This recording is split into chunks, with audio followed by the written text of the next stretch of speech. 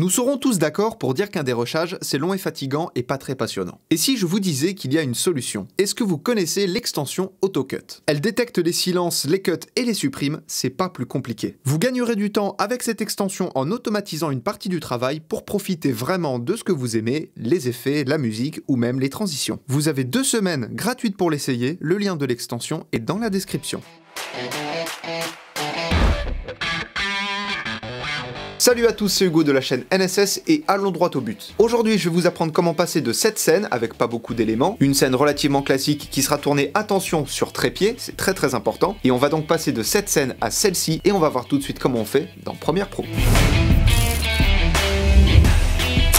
Avant de commencer clairement les explications, je tiens à préciser que ce que je vais vous montrer là, c'est juste une base. C'est histoire de vous montrer les effets dont vous allez vous servir dans votre cas, mais bien évidemment, comme d'habitude et comme pour tous les tournages, on n'aura pas le même plan, les mêmes éléments à replacer, etc. Pour mon cas, je veux juste placer 2 posters sur le mur, un ici et un là, et les posters à la base sont comme ça. Ce sont juste des images classiques en PNG, donc avec le fond transparent. Je vais commencer par venir placer un premier poster sur mon plan, et je le fais durer autant de temps que le plan principal. Ensuite, dans les options d'effet, je vais venir régler son échelle et le passer de 100 à 40. Cette valeur en particulier n'a aucun intérêt puisque vous allez régler vous-même la taille de votre élément selon votre contexte, mais c'est une des étapes donc je l'indique. Ensuite, je vais venir replacer mon poster, on va dire que j'ai envie de le mettre ici, et maintenant on va utiliser l'effet principal de ce tuto. Pour ça, vous allez dans votre fenêtre Effet, vous écrivez le mot 4, ne mettez pas le chiffre, et vous glissez l'effet 4 coins sur l'élément que vous venez de placer. Alors la petite barre de couleur au-dessus de votre timeline va se mettre en rouge, c'est normal parce que c'est un effet qui mange quand même pas mal de ressources.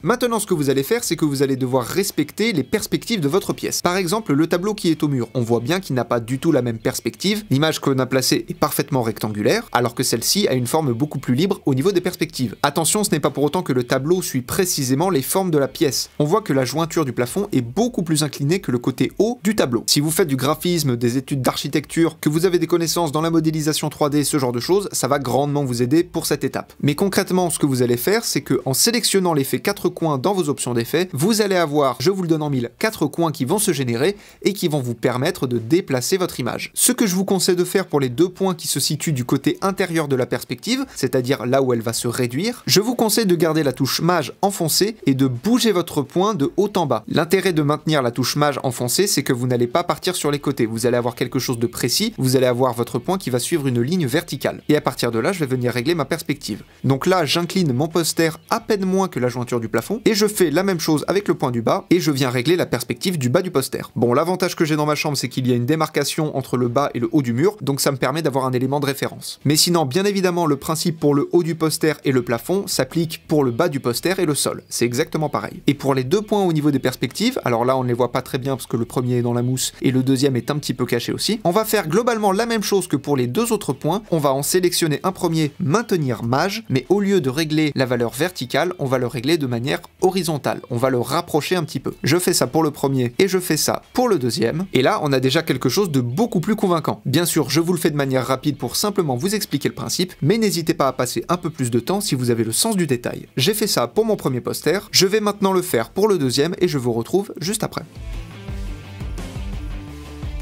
Voilà ce que ça nous donne, on a nos 2 posters et on va pouvoir passer à l'étape suivante. Cette étape va consister à faire un raccord colorimétrique des posters avec la scène, en l'occurrence les éléments que vous allez intégrer dans votre plan. Par chance, le poster de guitare a une colorimétrie assez proche de la scène, ce qui s'explique assez facilement puisque la scène a des couleurs relativement naturelles et le poster également. Si pour une raison quelconque ma scène avait eu une teinte un peu plus froide comme celle-ci, là pour le coup on voit bien évidemment que le poster ne colle plus du tout puisque lui il a une ambiance un petit peu chaude, assez lumineuse qui ne colle plus du tout avec la scène. Je le répète encore une fois, mais c'est très important de le comprendre, là pour le coup ce sera vraiment à vous de vous référer à votre plan. Je vous mets un lien d'ailleurs en haut de l'écran vers la dernière vidéo que j'ai sortie, qui est une vidéo qui va vous donner 10 tips sur la colorimétrie, justement pour apprendre à gérer ce genre de situation. Et si je chipote un peu, je pourrais dire que le poster de Queen est un petit peu trop sombre et peut-être pas assez orangé par rapport à la teinte de la scène, donc à ce moment là ce que je fais, je vais dans mes options d'effets, je tape le mot couleur et je glisse l'effet couleur lumétrie sur mon poster numéro 1, puisque c'est celui-ci, je développe les corrections de base et c'est principalement ce que vous allez utiliser aussi, aussi, et je vais augmenter légèrement l'exposition, très légèrement, et je vais augmenter un petit peu la température pour passer le poster dans les oranges. Voilà, quelque chose de très léger. Et là, on a une scène qui est pas trop mal. Encore une fois, je fais ça rapidement pour simplement vous expliquer les bases. Si je mets mon image en grand, il y a quelque chose qui est intéressant de remarquer, c'est que par rapport au reste de la scène, la qualité des posters, elle, est un petit peu trop bonne. On voit assez facilement que c'est une image qui a été rajoutée, puisque la qualité est bien meilleure que le reste de l'image. À ce moment-là, on va venir intégrer un autre effet. Vous allez taper dans votre barre d'effets mosaïque. Vous marquez juste Mosa et vous le trouverez directement, et c'est dans esthétique. Vous le glissez déposé sur un poster, et quand vous le glissez déposé immédiatement, ça vous fait cet effet de censure. Quand on regarde dans nos options d'effets, on voit que les carreaux horizontaux et verticaux sont au nombre de 10 chacun. Vous vous en doutez, c'est pas beaucoup. On va venir multiplier par 100 cette valeur en le passant à 1000. Et si je remets mon image en grand, on voit que la qualité a été un petit peu détériorée, on voit qu'il y a moins de pixels par rapport au poster à côté que je n'ai pas touché. La qualité du poster étant plus proche de la qualité du plan principal,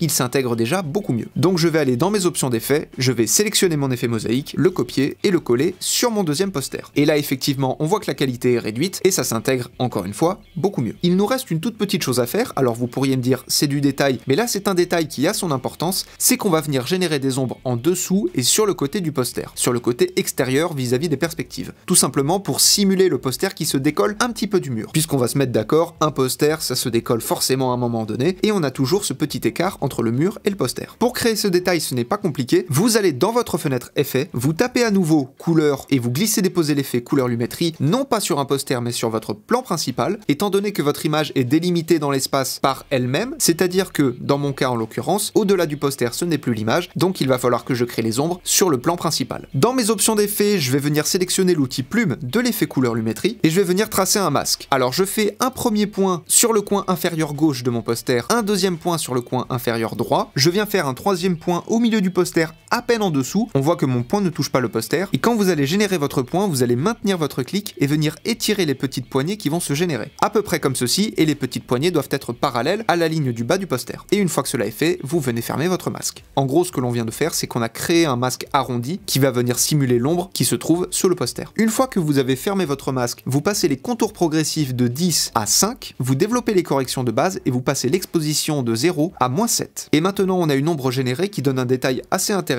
à notre poster. Et je vous invite à faire la même chose dans l'optique où l'élément que vous allez incorporer à votre image peut générer de l'ombre. Si j'avais dû incorporer un tableau, j'aurais probablement fait une petite ombre en dessous et sur le côté. Et sur un plan un peu mieux travaillé de mon côté, voilà ce que ça nous donne. Les posters sont de bonne couleur, on a les effets d'ombre, ça s'incorpore très bien. Et bien évidemment, encore une fois, je le répète et c'est la dernière fois que je le dis, encore une fois, chacun sa situation. On peut très bien faire des choses comme ceci, ça donne un résultat tout à fait différent, mais qui marche quand même. Ce que je voulais aujourd'hui surtout vous indiquer, ce sont les étapes principales à suivre pour faire cette incrustation, à savoir le respect des perspectives avec l'effet 4 coins, le respect de la colorimétrie avec l'effet couleur lumétrie, et le respect de la qualité avec l'effet mosaïque pour réduire un petit peu la qualité si besoin. Et en plus, en bonus, respecter les ombres pour créer cette profondeur, pour créer un peu plus de détails, et pour créer surtout un peu plus de réalisme. Ce qui va vous prendre le plus de temps, c'est pas tant le fait d'incorporer les éléments vis-à-vis de la perspective, mais surtout au niveau de la lumière et de la colorimétrie. C'est vraiment ces détails-là qui vont donner toute la crédibilité à votre incrustation. Mais bon, en attendant de refaire votre appartement comme dans vos rêves les plus fous, apprenez, utilisez et progressez dans vos montages. La plateforme pour me soutenir ainsi que mes 2 comptes Instagram comme d'habitude sont toujours dans la description de la vidéo, ça change pas. Je vous fais des bisous et à plus.